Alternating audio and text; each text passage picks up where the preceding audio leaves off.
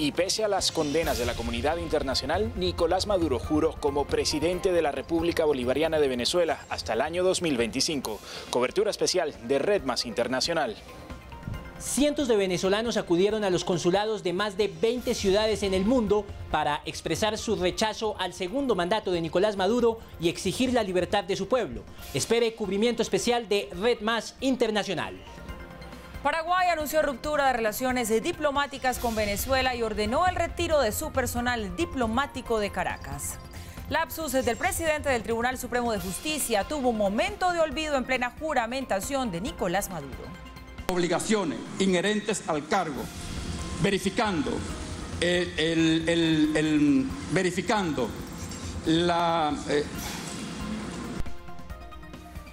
Desde la frontera, Donald Trump una vez más amenazó con decretar estado de emergencia para financiar el muro fronterizo.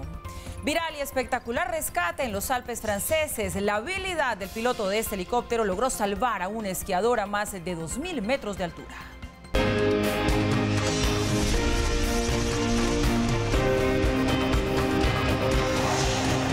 Red Más Internacional.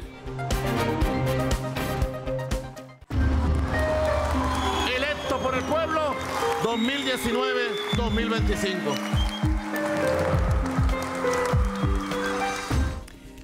Muy buenas noches y bienvenidos. Comienza aquí una nueva emisión de Red Más Internacional y lo hacemos hablando de la que sin duda es la noticia del día. Nicolás Maduro cumplió con lo que casi todo el continente americano le pidió abstenerse de hacer. En una ceremonia en la que pocos dignatarios de la región acudieron, el líder del chavismo asumió como presidente de Venezuela por 6 años más. El informe lo presenta desde Caracas nuestro corresponsal Jorge Luis Pérez Valeri. Jurando por Dios y por su vida ser fiel a la revolución que le heredó Hugo Chávez, Nicolás Maduro, con el amparo del Poder Judicial y la Fuerza Armada, asumió el cargo de presidente de la República Bolivariana de Venezuela hasta 2025. Juro, por el legado de nuestro amado comandante Hugo Chávez, procurar llevar a la prosperidad social y económica a nuestro pueblo y construir el socialismo del siglo XXI, como fue el mandato de nuestro comandante Chávez. Lo juro. Juramento que hizo ante el Tribunal Supremo de Justicia y cuya lectura tuvo algunos inconvenientes. Verificando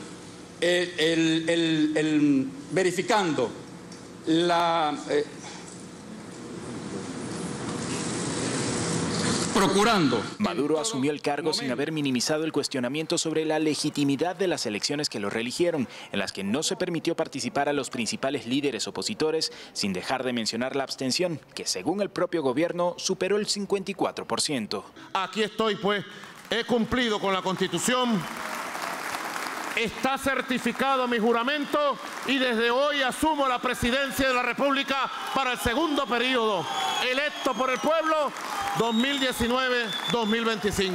Los medios gubernamentales presumían sobre la asistencia de más de 90 delegaciones internacionales, pero solo 4 presidentes de la región acudieron: Salvador Sánchez de El Salvador, Daniel Ortega de Nicaragua, Miguel Díaz-Canel de Cuba y Evo Morales de Bolivia, aliados de la revolución chavista. Porque somos los rebeldes, ¿ves?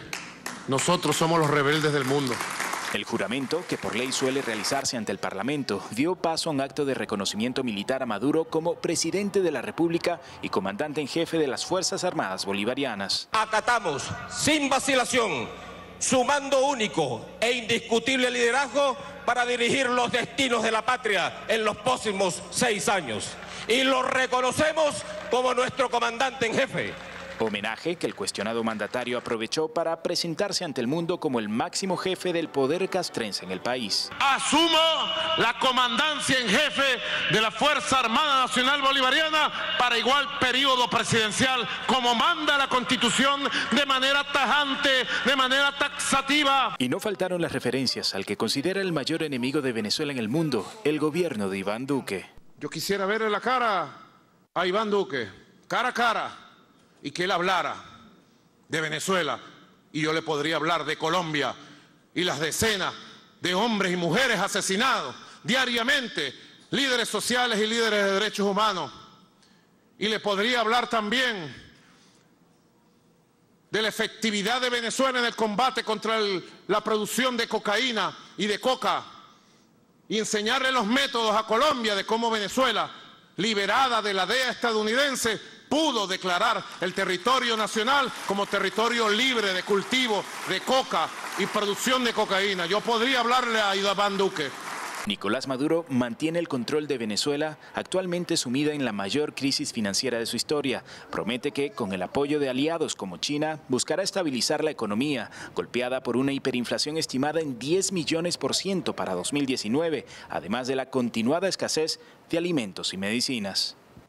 Y en los próximos días se espera que Nicolás Maduro comparezca ante la controvertida Asamblea Nacional Constituyente que preside Diosdado Cabello, donde va a presentar nuevamente un plan económico con el que finalmente asegura salvará la economía de Venezuela de su peor crisis. En Caracas, Jorge Luis Pérez Valeri, Red Más Internacional. A Jorge Luis, como siempre, gracias. Y entre tanto, la Asamblea Nacional Opositora denunció la usurpación del cargo de presidente del país por parte de Nicolás Maduro e insistió en que va a buscar, con el apoyo de la comunidad internacional, presionar por el cambio de gobierno en Venezuela. La oposición venezolana afronta la nueva etapa de la crisis política con buena parte de su dirigencia ya sea en el exilio, procesada judicialmente o inhabilitada para asumir cargos públicos. Para el Parlamento, que ahora dirige el diputado Juan Guaidó, no hay dudas de que el país está inmerso en un régimen dictatorial. Por primera vez desde 1958, Venezuela tiene un gobierno de facto. Reiteraron que los poderes del Estado, incluyendo el Ejecutivo, están usurpados. Aunque aseguran trabajar por el retorno al orden constitucional, reconocen que las acciones civiles son insuficientes ante la fuerza del poder ejecutivo, judicial y militar. Nicolás Maduro, Nicolás, no se gana con votos. Se gana con votos, no se roban, y por eso no eres legítimo, así te disfraces como te disfraces. Insisten que ante la comunidad internacional representan el único órgano democrático del país. Hoy no hay titularidad del Estado. Hoy hay una Asamblea Nacional que debe y va a cumplir con su deber representando legítimamente al pueblo de Venezuela, sus intereses. En otras reacciones, el exgobernador Enrique Capriles fustigó desde sus redes sociales el apoyo que aún ofrecen algunos gobiernos a Maduro. A los pocos representantes de gobiernos que están en el país, vean las cifras del régimen en lo económico, social y político. Maduro es ilegítimo de origen, porque no ha habido elecciones libres y también es ilegítimo por desempeño. Sin solución política no hay recuperación. A los pocos representantes de gobiernos que están en el país, vean las cifras del régimen en lo económico, social y político. Maduro es ilegítimo de origen porque no han habido elecciones libres y también es ilegítimo por desempeño. Sin solución política no hay recuperación. En un video editado, el expresidente del Parlamento, Julio Borges, asilado en Colombia, reclamaba a las Fuerzas Armadas retirar su apoyo al chavismo. Llegó la hora de que toda la institución, mayoritariamente democrática, mayoritariamente honrada y mayoritariamente constitucional, se rebele frente a una cúpula podrida, corrupta y deshonesta. No dejó de pronunciarse la dirigente María Corina Machado, inhabilitada políticamente por el gobierno. Y hoy más que nunca necesitamos de todos los gobiernos democráticos del hemisferio acompañando nuestra legítima lucha sin descanso hasta quebrar la narcodictadura y lograr la restitución del orden democrático. Se espera que este viernes los diputados de la oposición realicen un cabildo abierto en las calles de Caracas, donde plantearán redefinir su estrategia ante la nueva etapa que inició el país. Y la región, hay que decirlo, se sigue haciendo sentir. Después de la posesión de Nicolás Maduro, Paraguay rompió relaciones diplomáticas con Venezuela y otros países de América Latina cerraron sus embajadas en Caracas. La juramentación de Nicolás Maduro ante el Tribunal Supremo de Justicia para su segundo mandato comenzó a generar reacciones en América Latina. Mario Abdo Benítez, presidente de Paraguay, dejó en claro que su gobierno siempre defendió las libertades diplomáticas, por lo que tomó una decisión. Adopta hoy la decisión de romper relaciones diplomáticas con la República Bolivariana de Venezuela. Benítez insistió en que Paraguay hizo parte de la declaración emitida semanas atrás por el Grupo de Lima. He dispuesto el cierre de nuestra embajada y el inmediato retiro del personal diplomático paraguayo acreditado ante dicho país. El gobierno de Martín Vizcarra también anunció decisiones. Se ha llamado en consulta a Lima, a la encargada de negocios de la Embajada del Perú en Venezuela, primera secretaria Rosa Álvarez Núñez. Se ha impuesto el impedimento de entrada al territorio nacional a Nicolás Maduro y a 100 miembros de su régimen y personas relacionadas a este. El presidente de Argentina, Mauricio Macri, fue otro que se pronunció. El victimario que se victimiza, Nicolás Maduro, intenta burlarse de la democracia. Los venezolanos lo saben, el mundo lo sabe. Venezuela vive bajo una dictadura. Por su parte, el consejero de Seguridad Nacional de la Casa Blanca, John Bolton, expresó en su cuenta en Twitter que Estados Unidos no reconocerá la toma de posición ilegítima de la dictadura de Maduro y que Washington seguirá aumentando la presión sobre el régimen, apoyando a la Asamblea Nacional y pidiendo la democracia y la libertad en Venezuela. Bien, y es momento de analizar un poco de lo que pasó hoy, de lo que se vivió, de lo que se vio en Venezuela con esta posesión de Nicolás Maduro. Para eso saludamos a nuestro invitado, Ronald Rodríguez, quien es investigador del Observatorio de Venezuela de la Universidad del Rosario. Ronald, bienvenido, buenas noches. Feliz año, me imagino que ha estado usted atento de principio a fin de lo que ha sido este día. Gracias por la invitación, Paula. En efecto, hoy ha sido un día bastante interesante y de hecho ha sido una semana bastante interesante. Desde la posesión de la Asamblea Nacional, la elección de Juan Guaidó como nuevo presidente de esta asamblea, pues todo el devenir de Venezuela ya está corriendo. No solamente es el evento de hoy, sino lo que ha pasado antes y lo que viene. Y lo que viene. Pero realmente, ¿qué tenemos en este momento? Porque bueno, toma posesión del cargo Nicolás Maduro a pesar del desconocimiento internacional sobre la legitimidad de su presidencia. ¿Esto lo convierte en un presidente paria? Sin lugar a duda, y de hecho está jugando un poco a la estrategia de Cuba durante la segunda mitad del siglo XX. Un país aislado, que no tenía relaciones con sus vecinos, que era considerado como un país no legítimo. En el caso de Cuba fue por la promoción de grupos guerrilleros en América Latina. En el caso de Venezuela es por la falta de legitimidad y particularmente por el tono autoritario que ha adquirido Nicolás Maduro en los últimos 3 años y ahora con esta posesión en un proceso electoral que dejó mucho que desear, elecciones adelantadas, fuera de tiempo, sin participación adecuada de la oposición y con unas reglas de juego puestas por un CNE controlado por el gobierno y de hecho el CNE que debía convocar a esta elección no lo hace, sino lo hace el Tribunal Supremo de Justicia, mismo que hoy termina juramentándolo. Pero entonces, en medio de esa situación y ante el aislamiento que sin duda lo va a acorralar cada vez más como país a Venezuela y al gobierno de Maduro porque no pueden firmar tratados y hacer muchísimos acuerdos, ¿va a aguantar el gobierno 6 años o las fuerzas militares de pronto van a empezar a quitarle el apoyo a Nicolás Maduro ante una situación en la que se vean asfixiados? ¿Van a empezar sus aliados también a defender sus intereses? Bueno, realmente uno nunca sabe cuándo caen las dictaduras caen cuando caen. En el caso de Nicolás Maduro, cuando uno lo compara con otros procesos dictatoriales en América Latina, él ya ha aguantado cosas que otras dictaduras no han aguantado. Lo que vimos el año 2017 con las protestas, con lo que significó en la vida de los que estaban protestando, la violación de derechos humanos hubiese tumbado a una dictadura, pero en el caso de Nicolás Maduro ha sabido distribuir el poder, ha demostrado que tiene capacidad para aguantar e incluso pues en este momento está aislado de sus vecinos Colombia, Brasil, Guyana, pero no solamente esto, sino incluso de sus vecinos marítimos como lo es Estados Unidos y Francia, que son países relevantes. Ninguno de ellos lo reconoce. En este momento el gobierno ha generado un fenómeno de transformación de Venezuela, porque no solamente estamos hablando de la migración venezolana que supera los 3 millones en los últimos 3 años, sino también estamos hablando de una transformación de Venezuela. Venezuela, la mayoría de la población vivía en la zona del Caribe y en la zona atlántica, hacia ese lado estaba la población. Hoy estamos viendo cómo la población se empieza a desplazar hacia la frontera con Colombia, lo que quiere decir que a diferencia de Cuba, que tenía una condición isleña, en el caso de Venezuela, que tiene frontera viva con Colombia, 2.219 kilómetros, pues uno de los países más afectados, sin lugar a duda, vamos a ser nosotros, que vamos a tener nuestros departamentos y municipios de frontera fuertemente recargados por un aumento poblacional, una población que se hace en la frontera con Colombia para poder sobrevivir ante esta crisis económica y crisis humanitaria que vive el país.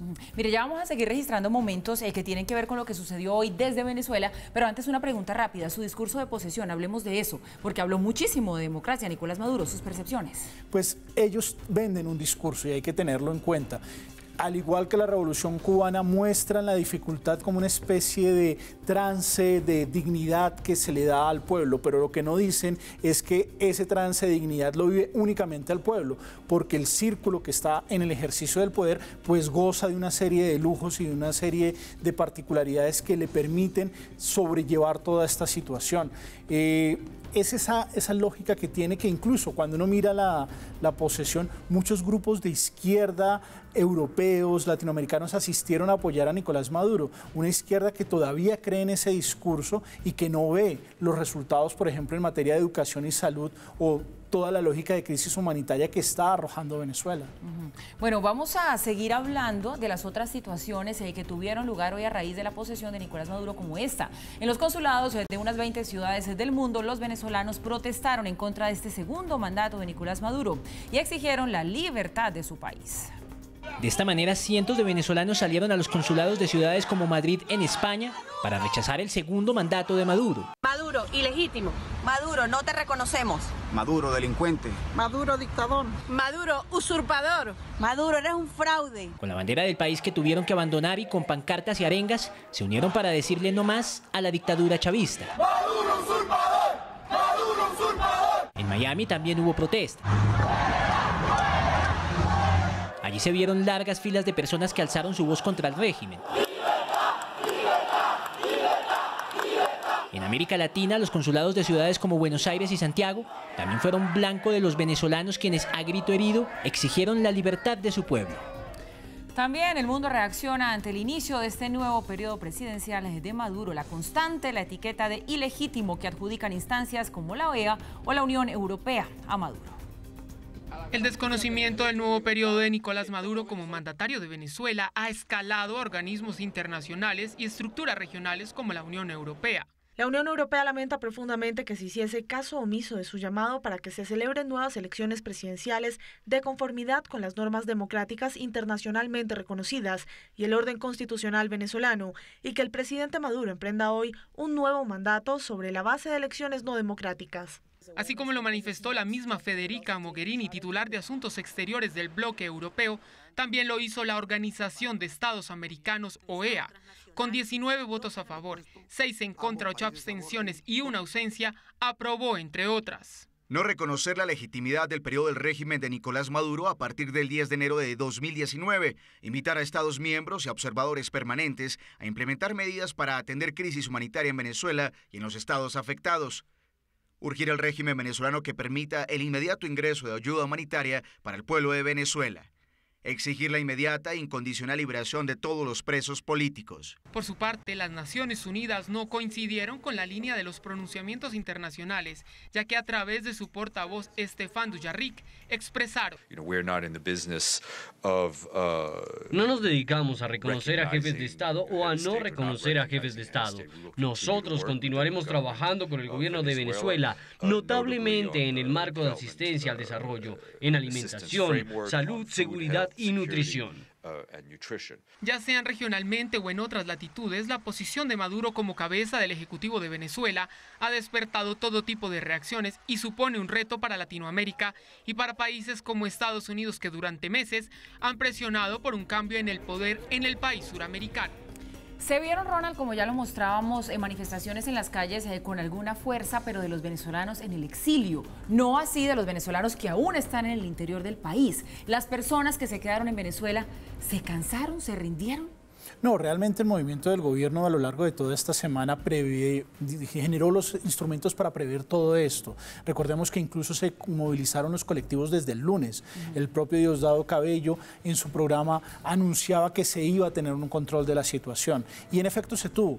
Una de las particularidades del caso venezolano es que la posibilidad de protestar, el derecho legítimo a protestar ante las situaciones que vive el país, no tienen la posibilidad de visibilidad que tenían antes. El gobierno fue muy eficaz en el 2007 reprimiendo a través de los colectivos y de grupos al margen de la ley y la gente tiene miedo de protestar. Y estos colectivos pues son una fuerza de choque que durante toda esta semana ha estado alerta para evitar precisamente la expresión de los ciudadanos venezolanos. Pero si uno mira todo a lo largo del 2018, existieron miles de marchas en Venezuela de enfermeras, de profesores, incluso hasta de miembros de la Guardia Nacional, a los cuales no se les pagaban los salarios, a los cuales no les llegaban sus recursos, y ese nivel de protesta micro todavía continúa en Venezuela. Lo que ya no hay es una conducción política y por eso no la vimos el día de hoy. En los consulados en el exterior hay que tener muchísimo cuidado, porque algunas actitudes en contra de los funcionarios del Estado venezolano pueden generar problemas internacionales mayores. Recordemos que finalmente pues ellos son representantes del Estado más que del gobierno, independientemente de todo, y uno debe velar, y el Estado colombiano, el Estado peruano, por ejemplo, tuvo muchos problemas el día de hoy frente a la protección del personal diplomático venezolano. Yo soy de una de las personas que considera que independientemente de la lógica dictatorial que tiene Venezuela, es necesario mantener un cuerpo diplomático robusto, fuerte, que haga presencia, que haga vigilancia, que pueda comunicar lo que está pasando en Venezuela, porque lamentablemente el cerco mediático sí es fuerte y el gobierno se aprovecha de la ausencia de países. La actitud de Paraguay, en lugar de generar un respaldo, genera más problemas para los ciudadanos paraguayos que puede haber en Venezuela. Países como Colombia no nos podemos dar el lujo de cerrar relaciones con Venezuela. Tenemos más de 3.400.000 ciudadanos colombianos en territorio venezolano y es nuestro deber como Estado protegerlos y velar por ellos. El servicio exterior colombiano debería ser robusto, muchísimo más fuerte, muchísimo más capacitado en estos momentos de dificultad. Pero sabe, Ronald, que veo ese escenario un poco difícil, porque lo que parecería estar por venir, no hablamos solamente de Colombia, sino del resto de países de la región, es eso, es una seguidilla de ruptura de relaciones diplomáticas. Y bueno, lo que usted pone sobre la mesa creo que vale la pena reflexionarlo, y es todas las consecuencias que eso puede traer. Se nos acaba el tiempo para esta charla, pero rápidamente le quiero preguntar, ¿cuál es el rol con el que queda la Asamblea Nacional después de hoy? Realmente esa es una de las preguntas de cómo se va a coordinar la oposición y qué papel se le va a dar a la Asamblea Nacional, que teóricamente en la Constitución de 1999 indica que ante la ausencia de presidente es la que debe asumir la presidencia. No se sabe si se va a declarar la ausencia de presidente, si se va a declarar la usurpación, si los gobiernos internacionales van a reconocer al presidente de la Asamblea como el actor para la lógica de negociación internacional e incluso para relacionarse con él. Es bastante las preguntas que se abren para los próximos días y será fundamental que la oposición logre coordinarse y dar una respuesta unificada, porque de no hacerlo, por ejemplo, de que salga en la Asamblea Nacional el reconocimiento como si fuera la autoridad internacional, pero de otro lado sectores externos nombran un gobierno en el exilio, que lo han intentado hacer en el pasado. Recordemos que Diego Arria en varias oportunidades ha tratado de crear un gobierno en el exilio. Si no hay coordinación de la oposición, lo único que hacen es darle más vida y más posibilidades al gobierno de Nicolás Maduro. Hay otros actores que están generando espacios de negociación, que buscan esa negociación, como México, y sería interesante verlo en el largo plazo si México logra regresar al papel protagónico que tuvo en la política latinoamericana internacional y si puede convertirse en el actor de negociación. No obstante, pues sabemos que solamente en el periodo anterior hubo 4 negociaciones con Nicolás Maduro, las cuales utilizó e instrumentalizó para esto, para lo de hoy, para instrumentalizar y formalizar la dictadura. Pues bien, quedamos entonces ante unos puntos suspensivos de cara a lo que viene con Venezuela, con este nuevo periodo de 6 años de Nicolás Maduro y de una oposición pues que se resiste a rendirse. A nuestro invitado, a Ronald Rodríguez, investigador del Observatorio de Venezuela de la Universidad de Rosario, le damos las gracias por haber estado hoy aquí acompañándonos un día en el que teníamos que estar con usted para que nos ilustrara un poco acerca de las lecturas de fondo que teníamos que dar a esta situación en Venezuela. Paula, gracias por la invitación. Muy buenas noches. Y nosotros seguimos con la información que tiene que ver con Venezuela, por supuesto que sí, que tiene que ver un poco con lo que estábamos hablando de las relaciones diplomáticas, porque desde que Nicolás Maduro llegó a la presidencia de Venezuela, esas relaciones se han ido deteriorando. Hoy una ruptura parece inminente. En medio de un ambiente tenso que se vivía en Venezuela en abril de 2013, Nicolás Maduro Moro se preparaba para ganar las elecciones presidenciales luego de que meses atrás y antes de fallecer, Hugo Chávez lo nombrara como su sucesor. Ustedes elijan a Nicolás Maduro como presidente de la República Bolivariana de Venezuela. Yo se los pido desde mi corazón. A pesar de las denuncias de la oposición encabezada en ese entonces por Enrique Capriles sobre un fraude electoral, Maduro se posesionó para su primer mandato en una ceremonia a la que asistió el presidente de Colombia en esa época, Juan Manuel Santos. Lo juro por la memoria eterna del comandante supremo que cumpliré y haré cumplir esta Constitución y las leyes de la República en todo lo inherente al cargo de presidente de la República Bolivariana de Venezuela. Las relaciones entre ambos mandatarios parecía estar mejor que nunca, ya que el apoyo de Venezuela al proceso de paz que Santos emprendía con las FARC era de gran importancia. Presidente Santos, muchas gracias. Lo despedimos de esta jornada en medio de un aguacero del Amazonas. Dicen que los matrimonios cuando llueve tienen buena suerte. Bueno, habrá buena suerte. Pero lejos de aquel vaticinio, Santos comenzó a endurecer su posición contra Maduro y la crisis desatada por una ola de protestas y la escasez de alimentos y medicinas, lo que provocó la ira del heredero de Chávez en el poder. Hay que ver que es bien traidor y malagradecido Juan Manuel Santos. La única cosa que él hizo en sus 8 años de gobierno fue firmar el acuerdo de paz con la FARC. Y lo hizo gracias a Chávez y humildemente a este autobusero presidente que está aquí. Las tensiones aumentaron el 4 de agosto del año pasado, cuando Nicolás Maduro fue víctima de un supuesto atentado terrorista en un evento con militares en Caracas. El jefe de Estado culpabilizó de ese hecho a Colombia. Han intentado asesinarme el día de hoy y no tengo duda que todo apunta a la derecha, a la ultraderecha venezolana en alianza contra la ultraderecha colombiana y que el nombre de Juan Manuel Santos está detrás de este atentado. Antes de entregar el poder, Santos respondió a esa acusación. Yo le digo al presidente de Venezuela, yo el sábado estaba en unas cosas mucho más importantes. Yo estaba bautizando a mi nieta y no estoy... Mucho antes de llegar a la presidencia de Colombia y en su etapa como senador, Iván Duque fue uno de los promotores de la denuncia en contra de Nicolás Maduro ante la Corte Penal Internacional por delitos de lesa humanidad. Ya como presidente y desde Naciones Unidas, Duque lanzó fuertes críticas contra Maduro por provocar el alarmante éxodo masivo de venezolanos hacia Colombia. Estamos viviendo la crisis migratoria y humanitaria más indignante de la historia reciente de la región por cuenta de una dictadura que aniquiló las libertades. También aumentó su acercamiento con la Casa Blanca y sostuvo un encuentro con Donald Trump, quien comenzó a hablar sobre la posibilidad de un alzamiento militar en Venezuela.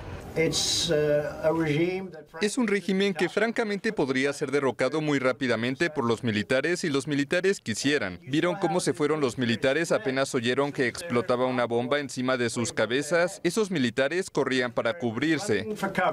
Desde Caracas comenzaron las denuncias sobre un supuesto plan de Estados Unidos y Colombia para ejecutar un golpe de Estado.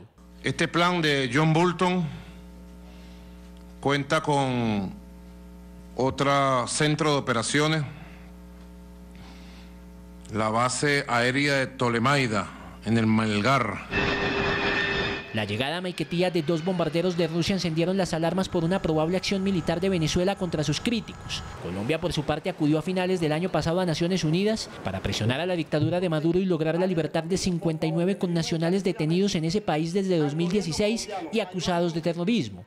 Otra situación que deterioró más las relaciones entre ambos países fue la expulsión por parte de Colombia del venezolano Carlos Pino, al considerarlo como una amenaza para la seguridad del país. En consecuencia, Venezuela ordenó la expulsión del cónsul colombiano Juan Carlos Pérez. Salgo de Caracas con la mente en alto, con dignidad salgo, no hay ningún problema, me voy para Bogotá, no hay ningún problema. Entre todas estas problemáticas, el canciller Jorge Arniaza denunció en varias oportunidades que había intentado comunicarse sin éxito con su homólogo colombiano. El ministro Carlos Colmes Trujillo contestó: el canal diplomático con Venezuela sigue abierto a través del encargado de negocios de Colombia en Caracas y, naturalmente, a través del encargado de negocios de Venezuela en Bogotá.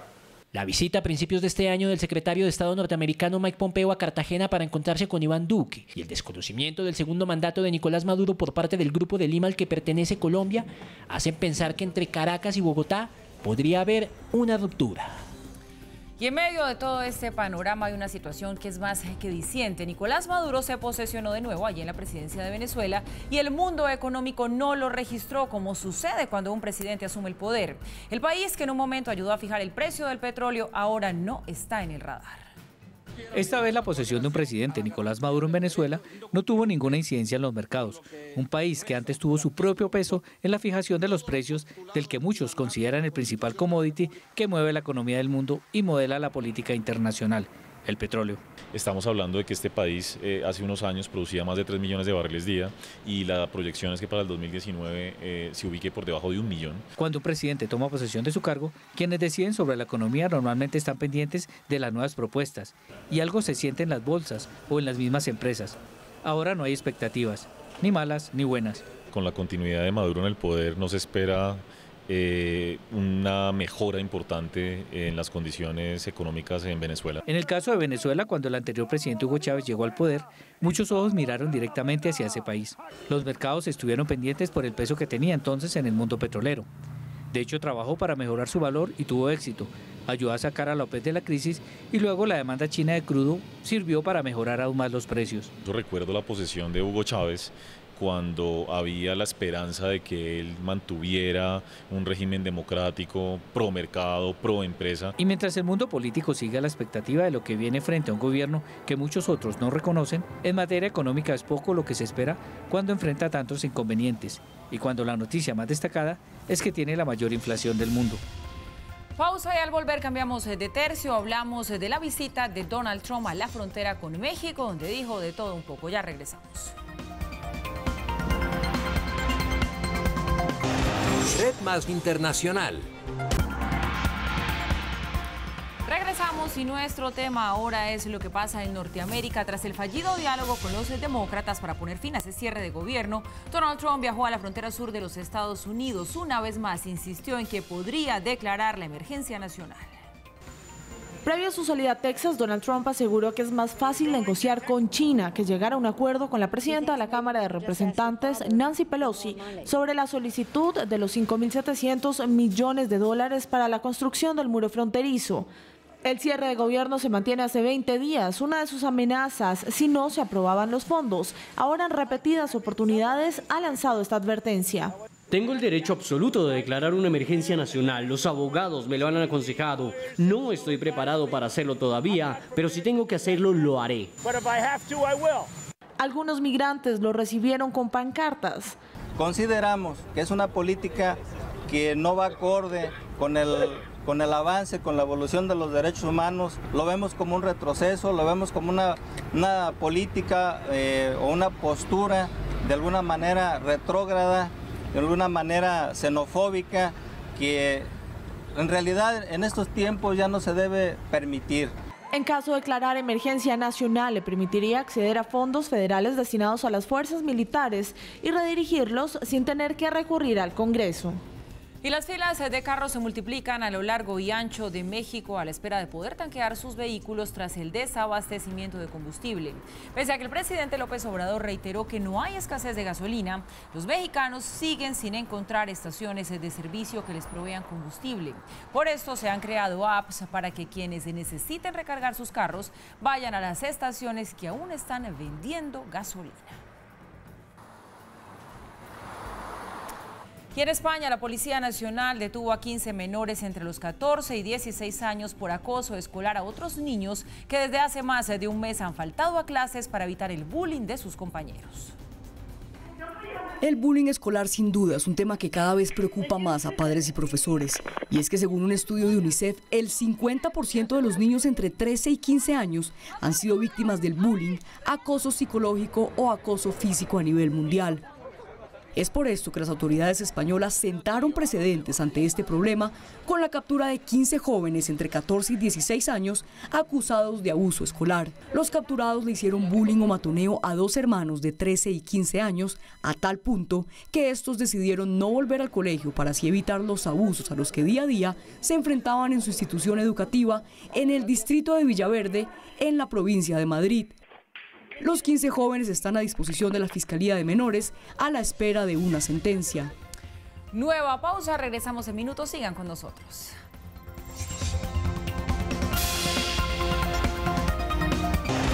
Red Más Internacional. Ya de regreso, gracias por continuar allí con nosotros. Y ahora miren esto, un espectacular rescate en los Alpes franceses fue grabado por un esquiador con su celular. La maniobra fue realizada por este piloto de helicóptero que a 2.200 metros de altura y en una difícil y empinada montaña enterró la nariz de la aeronave en la capa de hielo para así poder bajar a rescatar a 2 esquiadores quienes se presentaban heridas. La espectacular maniobra se hizo, por supuesto, viral en las redes sociales y es que llama mucho la atención. Y un video de monos malabaristas en Japón tiene aterrados a los internautas en el mundo. Este grupo de monos caminando por cables eléctricos en el norte de Japón ya se hizo viral con más de 1 millón de reproducciones en solo 2 días.